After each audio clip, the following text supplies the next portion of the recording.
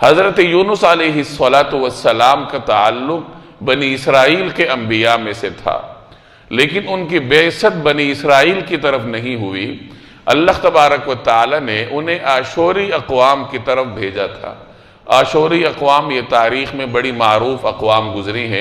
ان کی طرف اللہ تبارک و تعالی نے سیدنا یونس علیہ السلام کو مبعوث فرمایا۔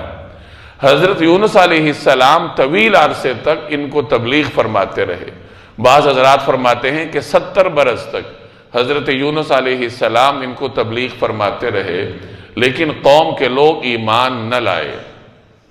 جب ایمان نہیں لائے، اور اس وقت بظاہر کوئی امکانات بھی نہیں تھے کہ یہ ایمان لائیں گے، تو جیسے نافرمان اقوام کا انجام ہوتا ہے، اسی طریقے سے اللہ تبارک و تعالی نے حضرت یونس علیہ السلام پر وحی بھیجی کہ ان کو عذاب کی خبر سنا دو کہ 3 دن کے بعد ان پر عذاب آئے گا۔ حضرت یونس علیہ السلام نے قوم کو خبر سنائی کہ 3 دن کے بعد تمہارے اوپر عذاب آئے گا۔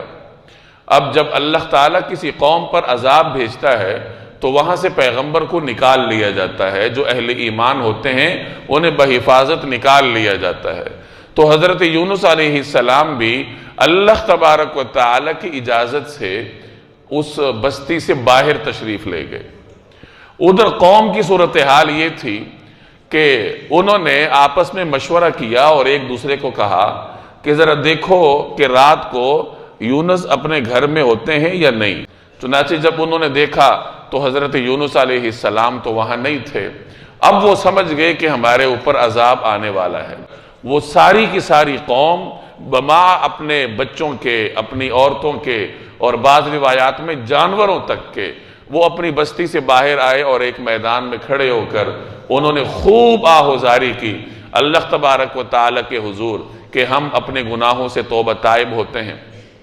چنانچہ اللہ تبارک و تعالی نے ان کی توبہ قبول فرما لی، اور جو عذاب آنا تھا ابھی آیا نہیں تھا، تو اللہ تبارک و تعالی نے اس عذاب کو روک دیا۔ ادھر یونس علیہ السلام بستی سے باہر تھے اور منتظر تھے کہ ان کا انجام کیا ہوتا ہے۔ جب 3 دن گزر گئے اور ان پہ عذاب نہ آیا، عذاب تو اللہ نے واپس لے لیا تھا، تو اور یونس علیہ السلام کو تو خبر نہیں تھی کہ وہاں کیا ہوا۔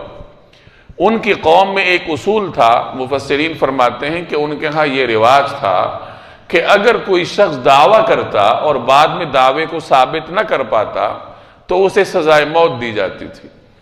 جو یونس علیہ السلام نے یہ سمجھا کہ اب عذاب تو ان پہ آیا نہیں، ایک دعویٰ میں نے کیا تھا جو سچا ثابت نہیں ہوا، تو انہوں نے وہاں سے ہجرت کرنے کا ارادہ کیا۔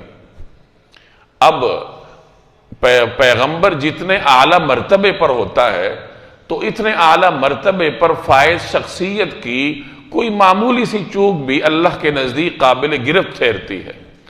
اب پیغمبر تو ظاہر ہے کہ تمام انبیاء علیہ السلام نے اپنے جو پیغمبرانہ فرائض تھے وہ پورے طریقے سے انجام دیے۔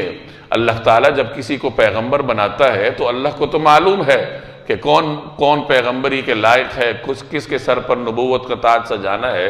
اللہ تو جب کسی کو نبی بناتا ہے تو اللہ کے علم میں ہوتا ہے کہ یہ نبوت کے تاج کے لائق ہے، تو نبوت میں تو معزولی نہیں ہوتی۔ اور وجہ یہی ہے کہ پیغمبر اپنے جو رسالت کے فرائض ہوتے ہیں انہیں پورے طریقے سے انجام دیتا ہے۔